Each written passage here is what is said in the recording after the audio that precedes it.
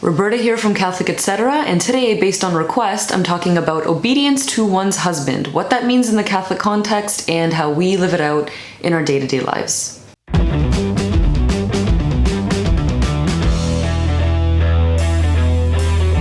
On these matters of faith and family life, I am by no means the end-all, be-all, go-to, everything you need to know on the subject you can find here. This is very much our practical implementation of the Church's teachings and guidance on matters of faith and family life, and you will not find anything heretical, you will not find anything anti-Catholic, but if you want to know everything on a topic, definitely always consult other resources, but I hope that this is fruitful to you. So in terms of Ante and I, and how we live out this submit to one another out of reverence for Christ, first, we'll look into theologically and scripturally what the Church means by wives, be obedient to your husbands, or wives, submit to your husbands, and husbands, love your wives as Christ loves the Church. In any structure, institution, business, there needs to be order, because without order, there's chaos. And so there needs to be hierarchy, someone at the top who not only represents a certain ideal or a standard of perfection for the structure, they represent it, but they're also there to somewhat enforce it. That doesn't mean that the person at the top is a tyrant or a dictator, completely unaware of the importance and necessity and contribution of anyone below, but there needs to be that one representation of that standard, and that person is not the standard of perfection, but they represent what I would say in the family structure is the perfection that is God and the love that is God. And is that person going to completely and perfectly live out that standard? Absolutely not. But is the family structure created to represent that love and to strive for that love and to therefore make the family holy, the community holy, and the greater society holy? Well, that's the ideal, right? I love the analogy of a captain on a ship. The captain has a co-captain. The captain ultimately makes the final call, but does the captain consult the co-captain? Yes. Does the captain respect the co-captain? Absolutely. Does the captain sometimes do the thing that the co-captain suggests? Yes, probably often. The co-captain is there to support the captain, but does somebody ultimately need to make the final call? Does somebody need to be there to take the hit if the call doesn't go as planned? Yes, somebody there to represent responsibility for the decision that was made. With that said, with great power comes great responsibility. Will the co-captain feel that responsibility? Will the co-captain understand the role that they played and the importance of the role that they played? Yes, in fact, it'll be probably the same level of responsibility that the captain is feeling, because the co-captain was such a pivotal role in making whatever decision needed to be made. So do I look at my marriage that way? Yes, 100%. My husband is the captain of this ship, our home. I am the co-captain. Do we discuss things? Yes. Do we communicate? Yes. Does he respect me? Yes.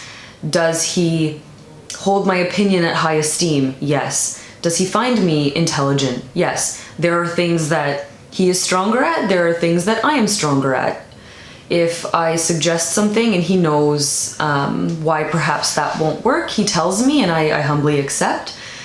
And then if I say something that is perhaps a better idea or more correct or an insight that he hadn't thought about, then he says, oh, that's fantastic. And ultimately our cumulative knowledge and devotion to God and wanting to do what is best for our family, we come together, and then the decision ultimately falls on Ante. I will give you two practical examples of how this captain-co-captain making decisions thing has manifested in our marriage. So my husband was fired about 2 years ago from a job because he had made a political statement on his personal Facebook page, which he had every right to make, and he could absolutely back it because it was the truth. So if you take away this wokeness and you simply look at what's going on, nothing he said was demeaning or derogatory. It was simply, look at the facts, this is the truth. And it's funny because now I'm not going to tell you what topic it was, but if you look at what's going on now, 2 years later, he's absolutely right. What he said, well, the organization he was criticizing, turns out they're so fraudulent. And anyways, he was right. So we decided not to pursue any action. We kind of said, let's just focus in on our family and let's now pursue real estate, which is what he wanted anyways. And I think God will just work through us and the truth always comes out. So we had about 6 months where Ante wasn't bringing in any income. And in that time, he was doing training courses and learning the ropes of real estate because he had his license for a couple of years, but he wasn't using it. So now it's like, he's going for it. He's going to become a full-time real estate agent. We will be dependent on this salary. And I think, when we met, I asked him, like, do whatever you can so I can stay at home with the kids. So now suddenly it's not only like, can I bring in a salary that will complement yours? It's like, can I bring in enough money to support this entire family? So we were at the beginning stages and he was nervous about it. He was excited and he was doing his due diligence. But it takes time for that first deal to come in and it takes time to learn the ropes. And so he asked me, can you supply teach full-time for a few months while I kind of get my feet wet and get in the game? I was kind of like, listen, I know the man that you are. I know that you're going to provide. You're a hard worker. It does not faze me that money's not coming in right now. He said, listen, I understand, but I would really appreciate if you did go. I will watch our son. So Ante said this, he'll watch our son 3 days a week. His mother will watch our son 2 days a week. I did see some benefits. And at the end of the day, no matter how much I wanted to stay at home, the captain of my ship, once he had all of the information and all of the prayer and all of the feelings and all of the facts and all of the angles, still asked me to go to work. And now I could have made this a contentious thing in our marriage, but it's like, no, he's the captain of the ship. And this is where I implement Ephesians 5, submit to your husband. And then in that time, he gained confidence, he gained clients, and I'm just so proud of him. This is an example of like, I'm a co-captain, I have a right to feelings and opinions, to strong opinions, but ultimately I must submit to the decision of my captain because I have to believe that he's my St. Joseph. I have to believe that he knows best for our family. Another example of submitting to my husband is, when we got married, he had a condo in Milton, Ontario, and moved into there, but he had already had a pre-built townhouse that he had bought before he met me. And so that ended up being ready, I think, a year into our marriage. And so we moved from the condo into the townhouse. And that was fun because by the time I got onto the scene, we got to pick everything together, the wall color. We made our baseboards and our doors black. We moved in and it was like a dream, like this brand new townhouse that we picked top to bottom, and it looked so edgy and different. And it was awesome when we were picking the finishings because, you typically go with white. And I asked him, like, we picked a pretty dark kitchen. What do you think of black doors and black baseboards and black window trim? And he looks at me and he's like, okay. And then that's a small example of, captain, co-captain. Like he could have said, that's crazy, I've never seen that. No, we're gonna go with white. And I would have said, okay, no problem. I wouldn't have felt upset about it. But I presented this idea that I felt pretty excited about. He saw that and he's thinking about it and he's like, why not? At the end of the day, these things are very unimportant anyways, and it ended up looking so beautiful. So we're living in this townhouse. We have our first son. He was, I think, a month old when we moved in. We get pregnant with our daughter there. She turns 2-3 months, and while we were there, I always felt such gratitude that my husband provided this home for me, that he just made, good decisions before I came onto the scene because he was always thinking about saving and the best place to invest your money and that kind of thing. But we were living in the GTA, and I'm from the Niagara region, and it's very different. Like, you live in the GTA and any plan you make with friends is usually 1 to 2 weeks or 3 weeks in advance. Everyone's driving at least a half an hour to come to you. You end up feeling like there's no spontaneity in your life. And for someone who came from a place where spontaneity was the day-to-day life, I really struggled with it. And so I would mention to Ante, like, what do you think of going to Niagara? And he would say, well, like, this is all I've ever known, and we have this beautiful home. And one time he asked me, like, are you not happy here? And that broke my heart because, of course, I was grateful for what he had provided for me. The plan was always, stay in the townhouse for at least 10 years. And we were on the same page, and I was so excited about it. And then you get there and it's like, my heart just like wasn't quite at peace. But this isn't something that I let bring me down. It's not something that I mentioned to him every day. It's not even something that I felt every day, because again, what do I have to complain about? Like, take your anxieties, take your worries, take your, your thoughts and what you think might be best for your life and kind of give it to God. Like, don't kick and scream trying to make things happen on your own time. Give it to God. And then we were in this place for about 2 years, and again, quite happy there, having the time of my life with our son. Really enjoying our marriage, because our first year was tough. So now year 2 and 3, we're just like, I don't want to say coasting, but we learned how to communicate, and it was really good. And then obviously my husband being in real estate, I'm looking at realtor.com quite often, sometimes for his clients, sometimes just out of curiosity. So one day I remembered Ante saying that the furthest he'd go is this specific city. And so I'm on Realtor and I'm like, what's our maximum budget in this city, in this township? And I put it in and this house pops up and I think, oh, that's beautiful. Like that really speaks to what I probably would have dreamed of as a little girl. I'm like, I'm gonna send him this link, see what he thinks. So we were apart that day, I sent him the link, we get home that night and I say, Ante, what do you think of that house? Do you wanna go see it?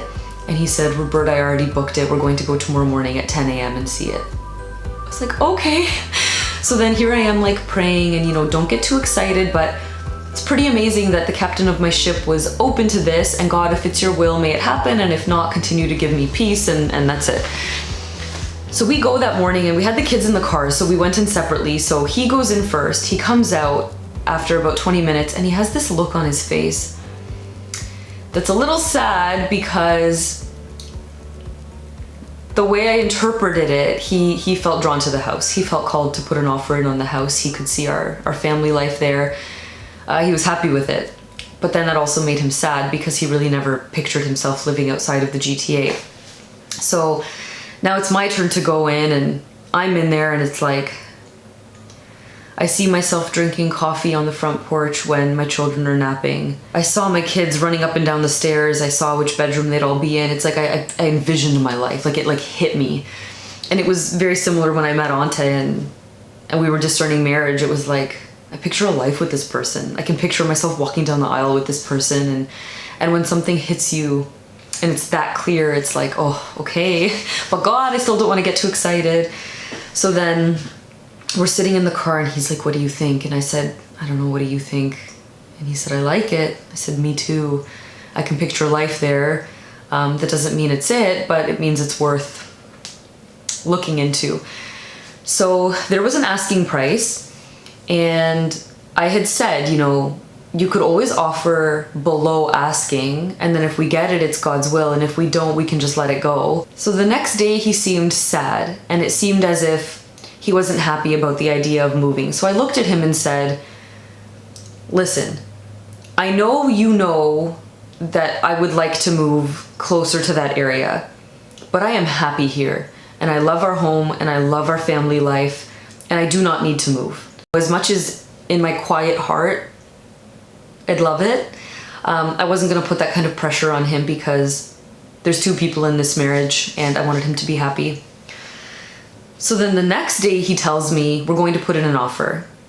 I said, oh, okay. You can still offer less and kind of like leave it to Providence. And he said, okay, I'll think about that. And then he tells me a few hours later, I put an offer in and I offered them asking. You did? Okay. We got the house. So I just think that this is a prime example of, yeah, the co-captain had a feeling, the co-captain made some moves that were within reason, but ultimately the captain made the final call, and that final call really considered God, which is like the ultimate head, considered the co-captain, considered everything else. Like financially, this was a better move for us. So it's like my captain was weighing all of these things, and he could also see our life there. And so now I go back to Ephesians 5, and it's like, wives, submit to your husbands. There needs to be a hierarchy. Again, without order, there is chaos. But husbands, love your wives as Christ loved the church. What did Jesus Christ do for the church? He died for her. He died for her. Who doesn't want to submit to a husband who's willing to die for her? I really recommend marrying someone equally yoked, who has the same understanding of the purpose of our lives and why we're here. It's very difficult to follow someone who just doesn't get it. And with that said, even our husbands, if they are lacking faith, I mean, they still have these gifts from God that are from God, whether they know it or not, and they still deserve to be respected and followed. But yeah, unfortunately, a lot of men, because of pride, aren't leading properly, and a lot of women, because of pride, are not following properly. And we're very crafty at justifying our poor behavior, and this is why, yeah, without God, marriage and life is very, very difficult. So in a Catholic marriage where you are submitting to one another, no one is suppressed or lacking, or, you know, it's not patriarchal or outdated or too traditional or any of that. It's actually quite freeing and life-giving, and you feel empowered, and, you know, it's a beautiful thing.